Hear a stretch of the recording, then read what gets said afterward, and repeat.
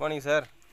நம்ம wastage agri உரம் 82 மட்டும், வேறு எதுவும் கூட அதுக்கப்புறம் போடல. அதோ ஒரே ஒரு 100 ml பாட்டில் தான் வாங்கி வந்து கொடுத்துட்டு போனேன். ஸோ நம்ம வீட்டான பாருங்கள்,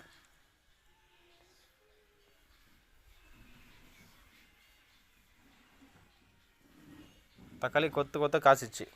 ஸோ போன வருஷம் வந்து இந்த இடத்துல இந்த மாதிரி தக்காளி காய்க்கவே இல்லை. எங்கள் அப்பா எவ்வளோ எரு வீட்டு வந்து கொட்டினார், மாட்டு எருவு ஆட்டு எருவு மாதிரி இது கொட்டினார் இந்த இடத்துல. சரி நம்ம வீட்டு வரையும் தக்காளி வரட்டுன்னு சொல்லி. ஆனால் பாருங்கள், இந்த வருஷம் இந்த இதிலே வந்து கிட்டத்தட்ட நாங்கள் எப்படியும் ஒரு 30-40 கிலோ அறுத்துட்டு இருப்போம். எங்கள் சொந்தக்காரர்கள்லாம் கொடுத்துட்டு போக இங்கே ஊர்லேயே கூட நாங்கள் கொஞ்சம் வியாபாரம் பண்ணோம். நல்லா காய்ச்சிச்சு, இன்னும் இருக்குது. ஸோ அக்ரி 82 வந்து எங்களுக்கு நல்லாவே ரிசல்ட்டு.